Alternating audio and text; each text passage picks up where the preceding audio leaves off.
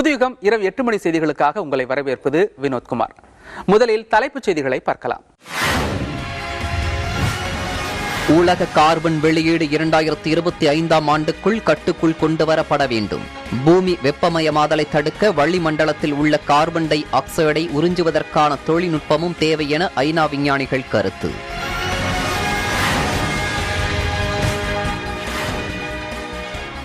இந்த நூற்றாண்டில் உலகின் வெப்பம் 3.2 டிகிரி செல்சியஸ் அளவு உயரும் என விஞ்ஞானிகள் எச்சரிக்கை. புதைப்படிவ எரிபொருள் பயன்பாட்டை வெகுவாக குறைக்க எரிசக்தி துறையில் பெரிய மாற்றங்கள் தேவை என வலியுறுத்தல்.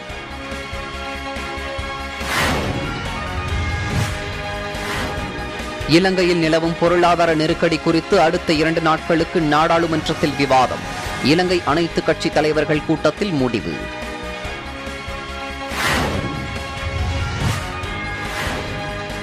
இலங்கை முழுவதும் வலுக்கும் அரசுக்கு எதிரான ஆர்ப்பாட்டங்கள்.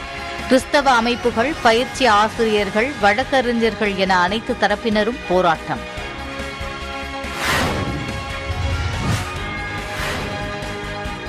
உக்ரைன் ராணுவம் பொதுமக்களை கொலை செய்து ரஷ்யா மீது குற்றம் சாட்டுகிறது. உக்ரைன் மக்களை ரஷ்ய படைகள் படுகொலை செய்துள்ளதாக உக்ரைன் புகார் தெரிவித்துள்ள நிலையில் மாஸ்கோ பதில்.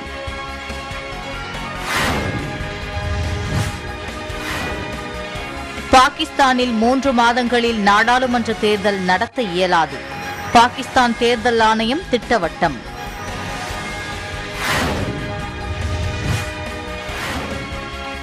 சீனாவின் ஷாங்காய் மாகாணத்தில் அதிகரித்து வரும் கொரோனா பாதிப்பு. 2.6 கோடி மக்கள் வசிக்கும் நகரம் முழுவதும் ஊரடங்கு அமல்.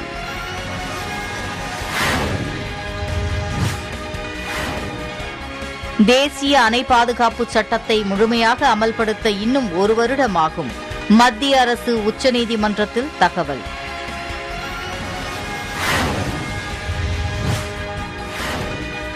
மதுரை மீனாட்சி அம்மன் கோவில் சித்திரை திருவிழா கொடியேற்றத்துடன் தொடக்கம். 14ஆம் தேதி மீனாட்சி சுந்தரேஸ்வரர் திருக்கல்யாணமும் 16ஆம் தேதி கள்ளழகர் வைகை ஆற்றில் இறங்கும் நிகழ்வும் நடைபெறும்.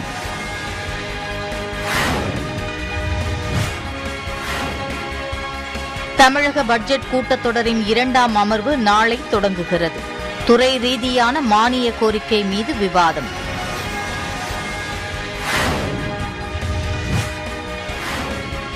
சொத்து வரி 150% வரை உயர்த்தப்பட்டதை கண்டித்து தமிழகத்தின் பல்வேறு பகுதிகளில் அதிமுக ஆர்ப்பாட்டம். வாடகை கட்டணம் உயரும் அபாயம் இருப்பதால் உடனடியாக வரி உயர்வை திரும்பப் பெற வலியுறுத்தல்.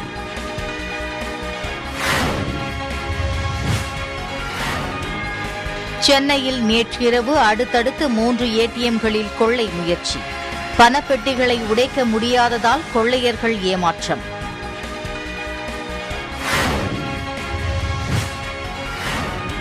தேனி தேவதானப்பட்டி வனச்சரகத்திலிருந்து நீர் தேடி விளைநிலங்களில் புகும் வனவிலங்குகள். வனப்பகுதியில் கட்டப்பட்ட நீர் தொட்டிகளில் நீர் நிரப்பாததை காரணம் என விவசாயிகள் குற்றச்சாட்டு.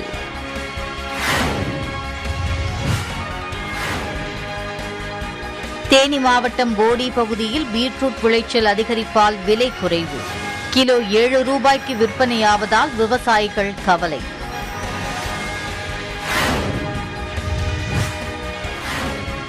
தாமிரபரணி ஆற்றுப்பாலம் அருகே கொட்டப்படும் கழிவுகள்.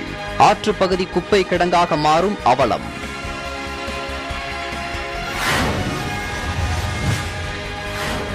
₹265 விற்பனை செய்யப்பட வேண்டிய யூரியா மூட்டை கள்ளச்சந்தையில் 700 ரூபாய் வரை விற்பனை செய்யப்படுவதாக புகார். ஆரணியில் யூரியா தட்டுப்பாட்டை போக்க கண்காணிப்பு குழு அமைக்குமாறு விவசாயிகள் கோரிக்கை.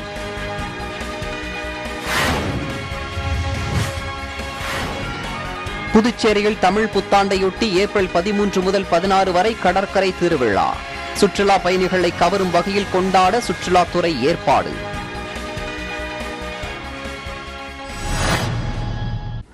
IPCC அதாவது inter governmental panel on climate change மனிதனால் உண்டாக்கப்படும் பருவநிலை மாற்றம் குறித்து ஆராய்வதற்காக ஐநாவால் அமைக்கப்பட்ட ஒரு குழு.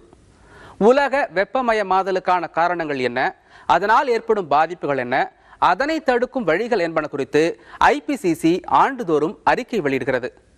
அதன்படி இந்த ஆண்டு வெளியிடப்பட்டுள்ள அறிக்கையில் இன்னும் 3 ஆண்டுகளுக்குள் கார்பன் உமிழ்வு உச்சத்தை அடைய வேண்டும் என தெரிவிக்கப்பட்டுள்ளது. அதாவது 2025க்கு பின் கார்பன் உமிழ்வின் அளவு குறைய வேண்டும் என்பதே இதன் பொருள். அறிக்கையில் நாம் தெரிந்து கொள்ள வேண்டிய மற்ற தகவல்கள் என்னென்ன பார்க்கலாம். உலகின் வெப்பம் இந்த நூற்றாண்டில் 3.2 டிகிரி செல்சியஸ் அளவு உயரும் என ஐநாவின் காலநிலை மாற்றத்திற்கான IPCC 6வது மதிப்பீட்டு அறிக்கையில் தெரிவிக்கப்பட்டுள்ளது. உலக கார்பன் வெளியீடு 2025ஆம் ஆண்டிற்குள் உச்சத்தை எட்ட வேண்டும் என்று விஞ்ஞானிகள் எச்சரிக்கை விடுத்துள்ளனர். குறிப்பாக இந்தியாவில் மின்னாற்றல் பயன்பாடு அதிகரித்து வருவதால் 2010 முதல் 2019ஆம் ஆண்டு காலத்தில் வருடத்திற்கு 3% பசுமை குடில் வாயுக்களின் வெளியேற்றம் இருப்பதாக ஐநாவின் IPCC அறிக்கை தெரிவித்துள்ளது. புவி வெப்பமடைதலை கட்டுப்படுத்துவதற்கு ஆற்றல் துறையில் பெரிய அளவில் மாற்றங்கள் தேவைப்படுவதாக குறிப்பிட்டுள்ள அறிவியலாளர்கள் எரிபொருள் பயன்பாட்டை குறைத்தல், பசுமை மின்மயமாக்கல், மாற்று எரிபொருள் பயன்பாடு போன்றவை முக்கியத்துவம் வாய்ந்தவைகளாக கருதப்படுகின்றன. மேலும் பூமி வெப்பமாதலை தடுக்க வளிமண்டலத்தில் உள்ள கார்பன் டை ஆக்சைடை உறிஞ்சுவதற்கான தொழில்நுட்பமும் தேவை என ஐநா விஞ்ஞானிகள் கருத்து தெரிவித்துள்ளனர்.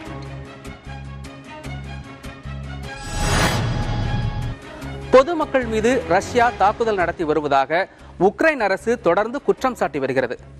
படுகொலைகளுக்கு தனது படைகள் காரணமல்ல என ரஷ்யா மறுத்து வருகிறது. இது ஒரு புறம் இருக்க, பிரான்ஸ், ஜெர்மனி உள்ளிட்ட நாடுகள் ரஷ்ய தூதர்களை வெளியேற்றி வருகின்றன. இதன் விளைவுகளை சந்திக்க நேரிடும் என ரஷ்யா எச்சரித்திருக்கிறது. ரஷ்யா மீது வீண் போர் குற்றங்களை உக்ரைன் சுமத்துவதாக மாஸ்கோ தெரிவித்துள்ளது. கீவ், புச்சா உள்ளிட்ட முக்கிய நகரங்களில் படுகொலை நிகழ்த்தப்பட்டதாக உக்ரைன் நாடகமாடி வருவதாக ரஷ்யாவின் பாதுகாப்பு அமைச்சகம் தெரிவித்துள்ளது. உக்ரைனில் நடைபெற்று வரும் படுகொலைகளுக்கு ஐரோப்பிய நாடுகள் கண்டனம் தெரிவித்து வரும் நிலையில் ரஷ்யா அதற்கு மறுப்பு தெரிவித்து வருகிறது.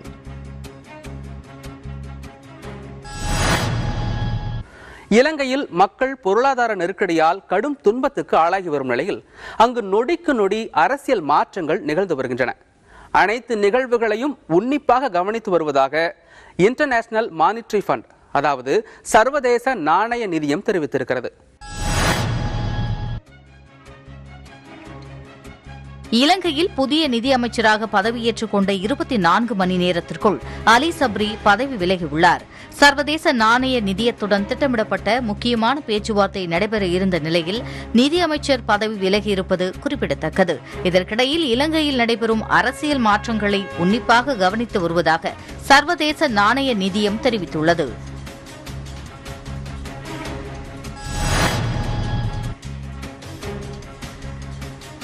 இலங்கை பொருளாதார நெருக்கடியில் சிக்கித் தவித்து வரும் சூழலில் நொடிக்கு நொடி அரசியல் மாற்றங்கள் நிகழ்ந்து வருகிறது.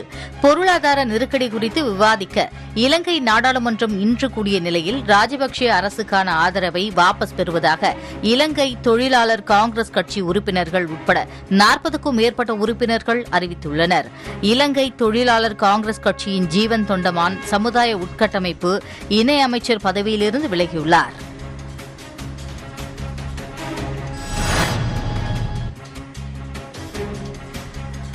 இலங்கையின் தற்போதைய அரசியல் நிலவரம் குறித்து நாடாளுமன்றத்தில் நாளையும் நாளை மறுதினமும் விவாதம் நடைபெறவுள்ளது. இலங்கை நாடாளுமன்ற சபாநாயகர் தலைமையில் நடந்த அனைத்து கட்சித் தலைவர்கள் கூட்டத்தில் எடுத்த முடிவின்படி 2 நாட்களுக்கு விவாதம் நடைபெறுகிறது.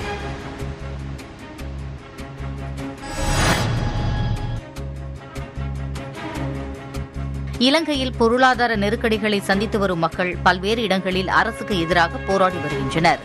கொழும்பில் பாதிரியார்கள், கன்னியாஸ்திரிகள் மற்றும் கிறிஸ்தவ அமைப்புகள் பொதுமக்களுடன் இணைந்து போராடினர். கொட்டகலையில் அரசினர் ஆசிரியர் கலாசாலை பயிற்சி ஆசிரியர்கள் அரசுக்கு எதிராக போராட்டத்தில் ஈடுபட்டனர்.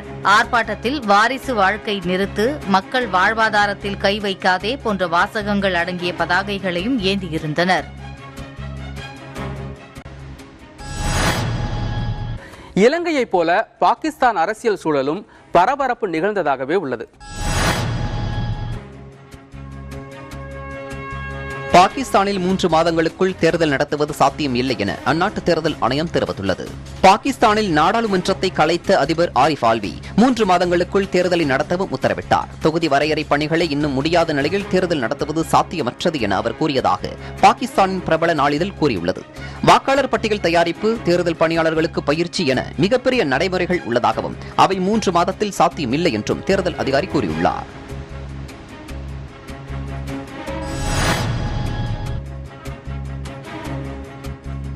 புச்சா நகரில் ரஷ்ய படைகள் நிகழ்த்திய படுகொலைகளுக்கு எதிர்ப்பு தெரிவிக்கும் விதமாக 40 ரஷ்ய தூதர்களை வெளியேற்ற ஜெர்மனி அரசு முடிவு செய்துள்ளது. இதேபோல் பிரான்ஸ் அரசும் தனது நாட்டில் உள்ள 35 ரஷ்ய தூதர்களை வெளியேற்ற உள்ளதாக தெரிவித்துள்ளது. டென்மார்க் அரசும் தங்கள் நாட்டில் உள்ள 15 ரஷ்ய தூதர்களை வெளியேற்றியுள்ளது. மேலும் சில உக்ரைன் ஆதரவு நாடுகளும் ரஷ்ய தூதர்களை வெளியேற்ற முடிவு செய்துள்ளதாக தகவல்கள் வெளியாகியுள்ளன.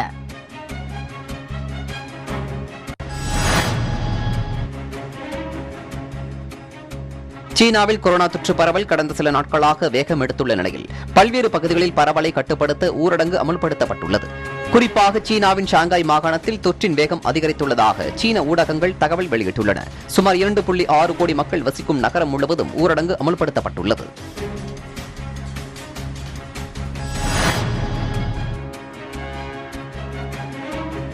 %34 கச்சா எண்ணெய் தேவையை பூர்த்தி செய்து வரும் ரஷ்யாவிடமிருந்து எரிபொருள் வாங்குவதை தற்போதைக்கு நிறுத்த முடியாது என்று ஜெர்மனி தெரிவித்துள்ளது. ரஷ்யாவிடமிருந்து எரிபொருள் வாங்குவதை நிறுத்த சில காலம் தேவைப்படுகிறது என்று ஜெர்மனி நிதி மந்திரி தெரிவித்துள்ளார். மேலும் உக்ரைன் மீதான போரை கண்டித்து ரஷ்யாவுக்கு எதிராக அமெரிக்கா மற்றும் ஐரோப்பிய நாடுகள் பொருளாதார தடைகளை விதித்து வருகின்றன என்பது குறிப்பிடத்தக்கது.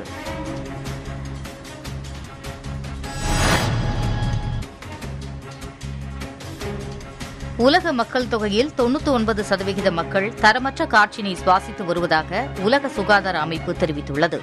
கிழக்கு மத்திய தரைக்கடல் பகுதியில் மற்றும் தென்கிழக்கு ஆசிய பகுதிகளில் காற்றின் தரம் மோசமாக உள்ளதாகவும் கூறப்பட்டுள்ளது. மின்சார வாகனங்களை பயன்படுத்துதல், புதைப்படிவ எரிபொருள்களில் இருந்து விலகி செல்வது, பசுமை ஆற்றலை பெருமளவில் பெருக்குவது போன்ற நடவடிக்கைகளால் காற்று மாசுவை குறைக்கலாம் என உலக சுகாதார அமைப்பு தெரிவித்துள்ளது.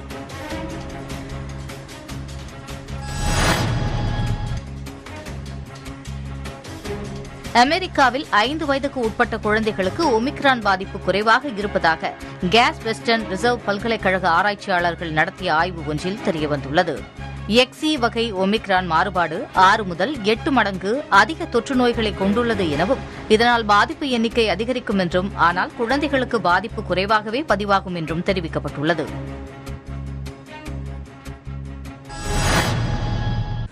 அடுத்ததாக தேசிய நிகழ்வுகள் சிலவற்றை பார்க்கலாம். ICC மகளிர் ஒருநாள் கிரிக்கெட் தரவரிசையில் முதல் 10 இடங்களில் 2 இந்திய வீராங்கனைகள் உள்ளனர். ஸ்மிருதி மந்தனா 669 புள்ளிகளுடன் 9வது இடத்தை பிடித்துள்ளார். உலகக்கோப்பை கிரிக்கெட்டில் சொதப்பிய மிதாலி ராஜ் ஒரு இடம் சரிந்து 686 புள்ளிகளுடன் 7வது இடத்தை பிடித்துள்ளார். உலகக்கோப்பை தொடரில் 509 ரன்கள் குவித்த அலிசா ஹேலி 4 இடங்கள் முன்னேறி 785 புள்ளிகளுடன் முதலிடத்தை பிடித்துள்ளார்.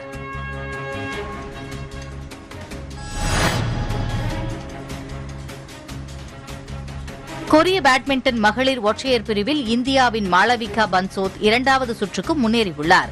சீன வீராங்கனையை எதிர்கொண்ட அவர் 20-22, 22-20, 21-10 என்ற செட் கணக்கில் வெற்றி பெற்றார். 2வது சுற்றில் அவர் உலக தரவரிசையில் 10வது இடத்தில் உள்ள தாய்லாந்து வீராங்கனை சோ சவுங்கை எதிர்கொள்கிறார்.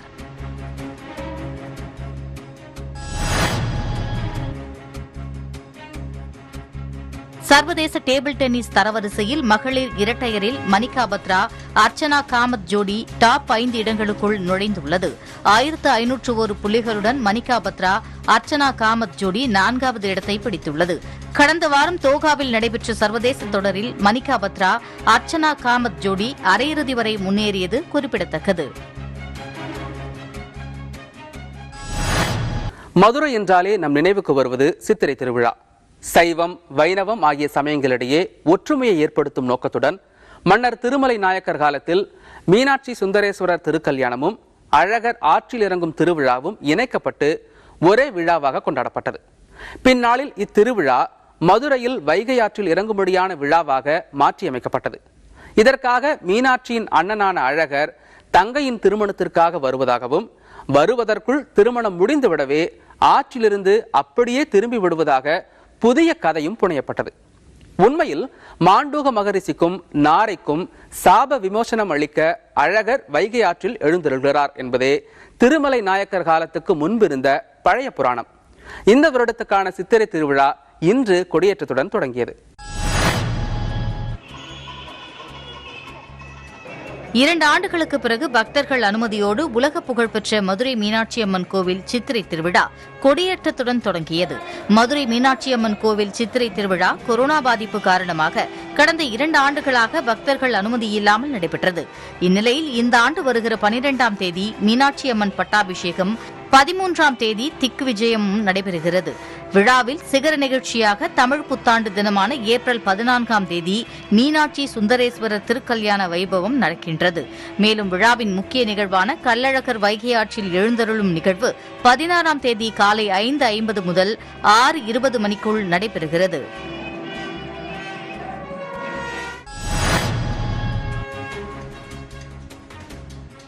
ராமநாதபுரம் மாவட்டம் பரமக்குடி மீனாட்சி அம்மன் கோவில் சித்திரை திருவிழா கொடியேற்றத்துடன் தொடங்கியது. பரமக்குடியில் அமைந்துள்ள மீனாட்சி அம்மன் சுந்தரேஸ்வரர் திருக்கோவிலில் ஆண்டுதோறும் சித்திரை திருவிழா வெகு விமர்சையாக நடைபெறும். அதன்படி இந்த ஆண்டு சித்திரை திருவிழா சிவாச்சாரியர்கள் வேத மந்திரங்கள் முழங்க அலங்கரிக்கப்பட்ட கொடிக்கம்பத்தில் கொடியை ஏற்றப்பட்டு விழா தொடங்கியது. வரும் ஏப்ரல் 14ஆம் தேதி திருக்கல்யாணமும், 15ஆம் தேதி தேரோட்டமும், 16ஆம் தேதி கள்ளழகர் வைகை ஆற்றில் இறங்கும் வைபவம் நடைபெறவுள்ளது.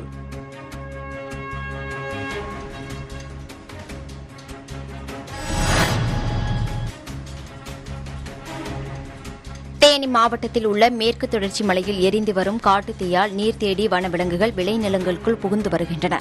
கோடை காலத்தில் வனவிலங்குகள் நீர் தேவையை பூர்த்தி செய்ய வனப்பகுதியில் கட்டப்பட்ட நீர்த்தொட்டிகளில் நீர் நிரப்பாததால் வனவிலங்குகள் விளைநிலங்களுக்கு வருவதாக விவசாயிகள் குற்றம் சாட்டியுள்ளனர்.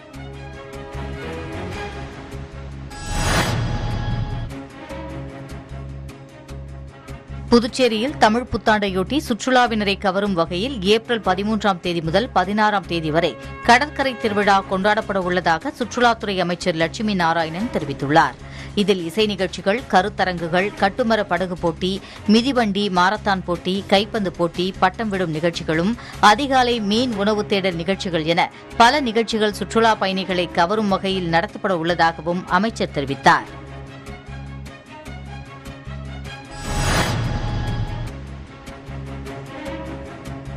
வேதாரண்யம் அரசு பன்னாள் அரசு உயர்நிலைப் பள்ளியில் நடைபெற்ற அறிவியல் கண்காட்சியில் 76 அறிவியல் படைப்புகளை மாணவ மாணவிகள் காட்சிக்கு வைத்தனர்.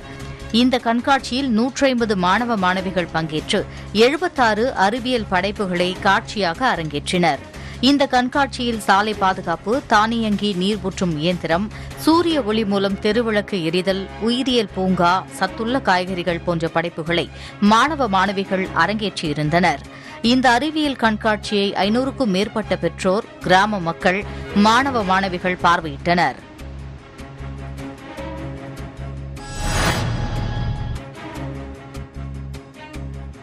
கடலூரில் ராட்சத குழாய் உடைந்து தண்ணீர் வீணாக சாக்கடையில் செல்லும் நிலையில் மாநகராட்சி அதிகாரிகள் அலட்சியம் காட்டி வருவதாக குற்றச்சாட்டு எழுந்துள்ளது. கடலூர் மாநகராட்சி பகுதியில் மொத்தம் 45 வார்டுகள் உள்ளது. இதில் பெரும்பாலான இடங்களில் குடிநீர் கிடைக்காமல் மக்கள் அவதிப்பட்டு வருகின்றனர். இந்நிலையில் 7வது வார்டு பகுதியில் ராட்சத குழாய் உடைந்து பல ஆயிரம் லிட்டர் தண்ணீர் வீணாக சாக்கடையில் கலக்கிறது. இதை உடனடியாக சரி செய்ய நடவடிக்கை எடுக்காமல் மாநகராட்சி அதிகாரிகள் அலட்சியம் காட்டி வருவதாக குற்றச்சாட்டு எழுந்துள்ளது.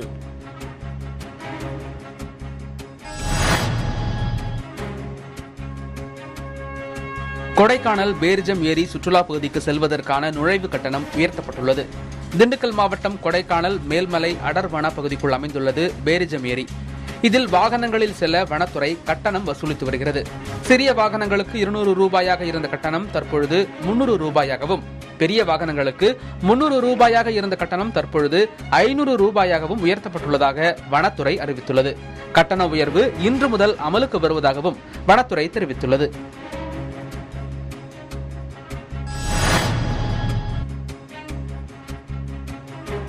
ராமேஸ்வரத்தில் இலங்கை கடற்படையால் கைது செய்யப்பட்ட 12 மீனவர்களை விடுதலை செய்யக்கோரி 2வது நாளாக மீனவர்கள் கடலுக்கு செல்லாமல் வேலை நிறுத்த போராட்டத்தில் ஈடுபட்டு வருகின்றனர். இதனால் 800க்கும் மேற்பட்ட விசைப்படகுகள் கடலில் நங்கூரமிட்டு நிறுத்தி வைக்கப்பட்டுள்ளன.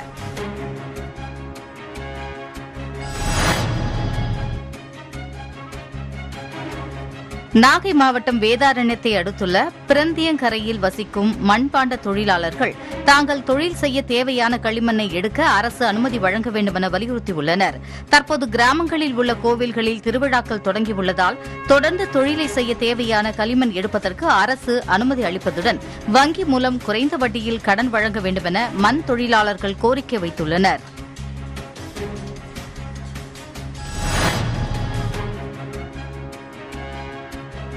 தூத்துக்குடி அனல் மின் நிலையத்தின் 2 பிரிவுகளில் மின் உற்பத்தி நிறுத்தப்பட்டுள்ளது. பராமரிப்பு பணிகள் மேற்கொள்ளப்பட்டு முழுவீச்சில் மின்சார உற்பத்தி நடைபெற்று வந்த நிலையில் நிலக்கரி தட்டுப்பாடு காரணமாக மின்சார உற்பத்தியில் தொய்வு ஏற்பட்டு வருகிறது.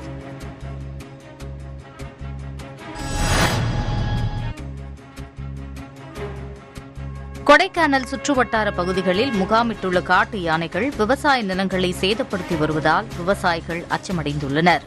இதுகுறித்து வனத்துறையினரிடம் புகார் அளித்தும் எந்தவித நடவடிக்கையும் எடுக்கப்படவில்லை எனவும் அந்த பகுதி மக்கள் குற்றம் சாட்டுகின்றனர்.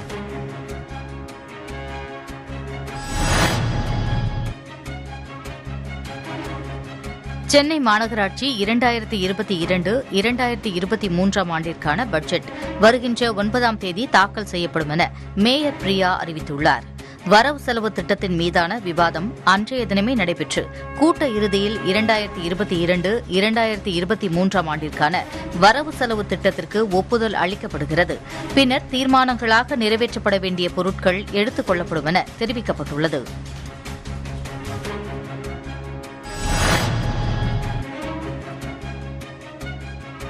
நெல் கொள்முதல் நிலையத்தில் நெல் மூட்டைகளை எடை போடுவதற்கு லஞ்சம் கேட்பதை கண்டித்து விவசாயிகள் ஆர்ப்பாட்டம் நடத்தினர். திருவண்ணாமலை மாவட்டம் வந்தவாசியில் விவசாயிகளின் குறைதீர்வு நாள் கூட்டம் நடைபெற்றது. இதில் வந்தவாசி நேரடி நெல் கொள்முதல் நிலையத்தில் நெல் மூட்டைகளை எடை போடுவதற்கு லஞ்சம் வாங்குவதாக கூறி விவசாயிகள் கூட்டத்தை விட்டு வெளிநடப்பு செய்து கண்டன ஆர்ப்பாட்டத்தில் ஈடுபட்டனர். மேலும் தங்கு தடையின்றி உரங்கள் கிடைத்திட வழிவகை செய்ய வேண்டும் என்பன உள்ளிட்ட பல்வேறு கோரிக்கைகளை வலியுறுத்தி ஆர்ப்பாட்டத்தில் ஈடுபட்டனர்.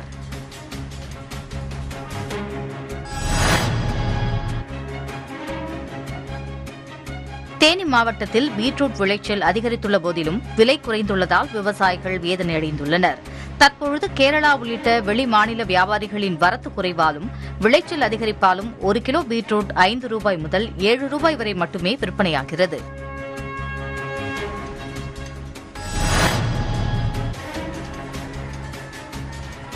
கடலூர் மாவட்டம் விருத்தாச்சலம் அடுத்த சின்ன பண்டாரங்குப்பம் பிடாரியம்மன் கோவில் சித்திரை பெருவிழா கடந்த 29ஆம் தேதி கொடியேற்றத்துடன் துவங்கியது.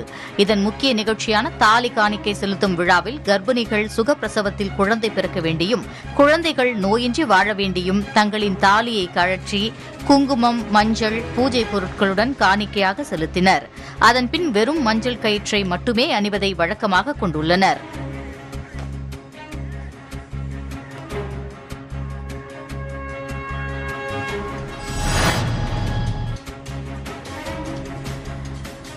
நாளை முதல் தமிழக சட்டமன்றத்தில் துறைவாரியான மானிய கோரிக்கைகள் மீதான விவாதம் நடைபெறவுள்ளது.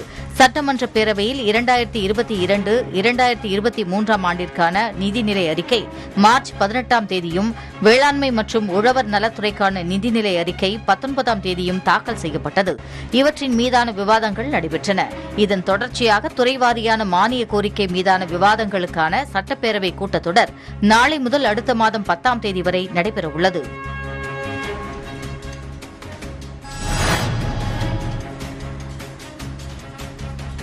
சென்னை மடிப்பாக்கம் பொன்னியம்மன் சாலையில் உள்ள SBI வங்கி ஏடிஎம் மையத்தில் நள்ளிரவில் புகுந்த நபர் ஒருவர் ஏடிஎம் பணப்பெட்டியை உடைக்க முயற்சித்துள்ளார்.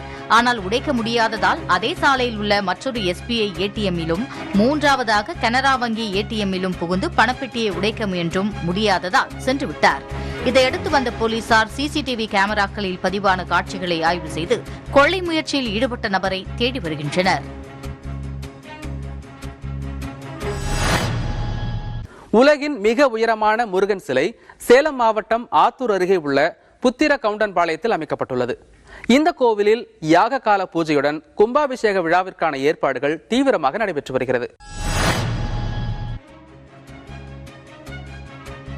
உலகிலேயே மிக உயரமாக 146 அடி உயரத்தில் கட்டப்பட்ட முருகன் சிலைக்கான கும்பாபிஷேக விழாவிற்கான ஏற்பாடுகள் தீவிரமாக நடைபெற்று வருகிறது. சேலம் மாவட்டம் ஆத்தூரைச் சேர்ந்த தொழில் அதிபர் முத்து நடராஜன் என்பவர் பெத்தநாயக்கன் பாளையம் புத்திரகவுண்டன் பாளையம் பேருந்து நிறுத்தம் அருகில் சேலம் சென்னை தேசிய நெடுஞ்சாலையில் உலகில் மிகப்பெரிய முருகன் சிலையை கட்ட திட்டமிட்டார்.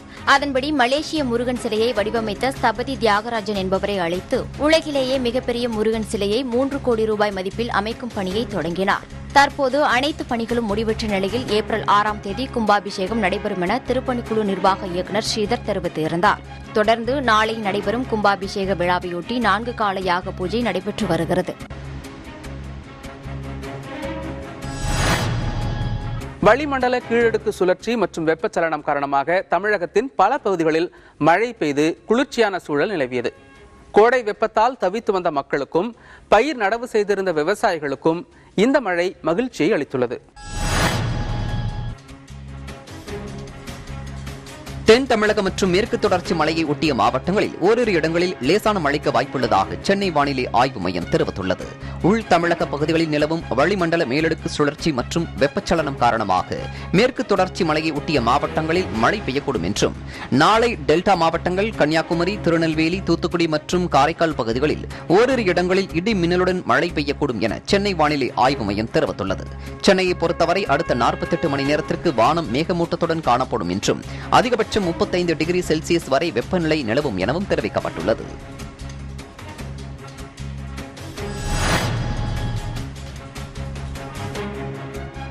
ஈரோடு மாவட்டம் கோபிச்செட்டிப்பாளையத்தை அடுத்துள்ள துரையம்பாளையம் கிராமத்தில் இறந்து போனதாக அடக்கம் செய்யப்பட்டவர் உயிருடன் வந்ததால் பரபரப்பு ஏற்பட்டது.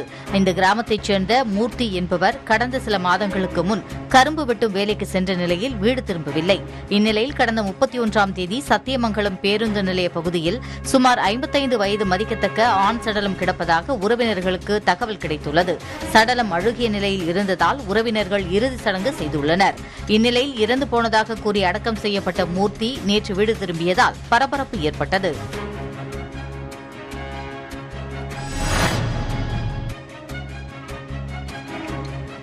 நெல்லையில் நடைபெற்ற அறிவியல் கண்காட்சியில் குட்டம் அரசு பள்ளி மாணவர்கள் பரிசுகளை தட்டிச் சென்றனர். திருநெல்வேலி மாவட்ட அறிவியல் மையத்தில் பள்ளிக் கல்வித்துறை சார்பில் நெல்லை மற்றும் தென்காசி மாவட்டங்களுக்கு இடையே மாவட்ட அளவிலான அறிவியல் கண்காட்சி நடைபெற்றது. இந்த போட்டியில் ராக்கெட் ஏவுதல் மற்றும் முப்பரிமாண தோற்றம் பயன்பாடு குறித்த செய்முறை விளக்கம் அளித்த நூருல் அஸ்மா மற்றும் முகமது ஆதிப் ஆகிய மாணவர்களுக்கு பரிசுகளும் சான்றிதழ்களும் வழங்கப்பட்டன.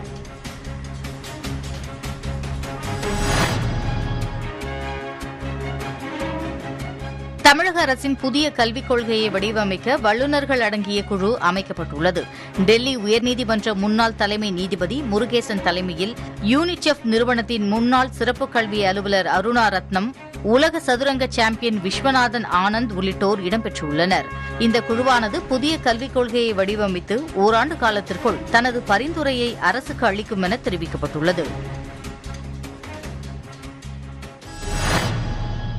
மேற்கு தொடர்ச்சி மலையில் தொடர்ந்து எரிந்து வரும் காட்டுத்தீயால் நீர் தேடி விளைநிலங்களில் புகுந்து வரும் வனவிலங்குகள், புள்ளிங்கோ ஹேர் ஸ்டைலில் பள்ளிக்கு வந்த சிறுவர்கள், 8ஆம் கட்ட அகழாய்வு பணிகள் அகரம் கொந்தகையில் தொடங்கியுள்ளன உள்ளிட்ட செய்திகளை தற்போது பார்க்கலாம்.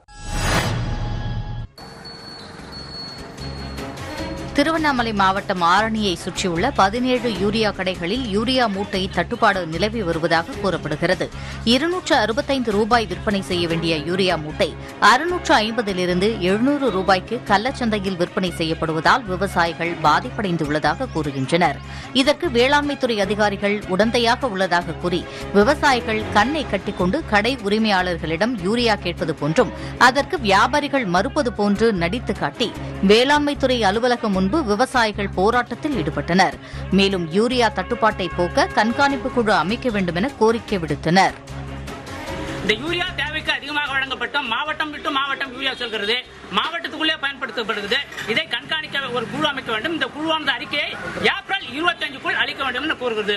ஆனால் இந்த மாவட்டத்தில் யூரியா தட்டுப்பாடு என்பது நிலவுவதற்கு காரணம் கலப்புரங்களுக்கு பயனாகிறது.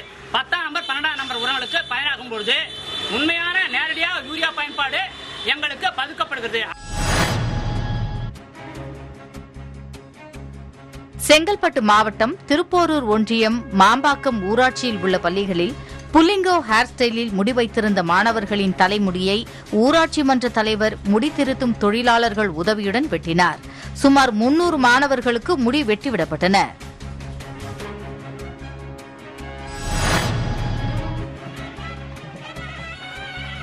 தஞ்சையில் பிராமணர்கள் சங்கம் சார்பில் 1008 பேர் புன்னைநல்லூர் மாரியம்மன் கோவிலுக்கு பால்குடம் எடுத்து வழிபாடு செய்தனர். தஞ்சாவூர் அருகே புன்னைநல்லூரில் அமைந்துள்ள மாரியம்மன் ஆலயத்தில் ஆண்டுதோறும் பிராமண சங்கம் சார்பாக 1008 பால்குடம் எடுப்பது வழக்கம். கடந்த 2 ஆண்டாக கொரோனா காரணமாக பால்குட விழா நடைபெறவில்லை.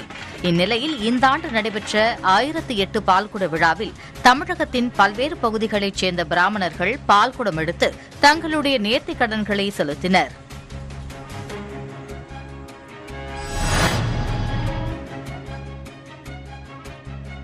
மாநகராட்சிகள், நகராட்சிகள், பேரூராட்சிகளில் தமிழக அரசு 150% வரை உயர்த்தியுள்ள சொத்து வரி அறிவிப்பினை கண்டித்தும் அதனை திரும்ப பெறக்கோரியும் தமிழகம் முழுவதும் அதிமுகவினர் போராட்டம் நடத்தினர்.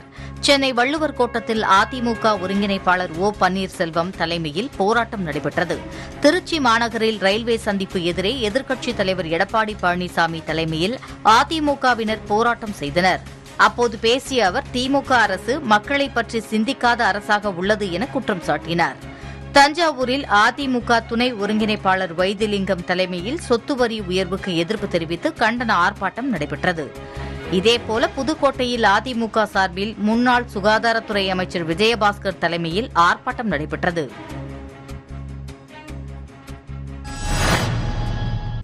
இத்துடன் இந்த செய்தி தொகுப்பு நிறைவடைகிறது. புதிய யுகத்தின் அடுத்த செய்தி தொகுப்பு நாளை காலை 8 மணிக்கு. வணக்கம்.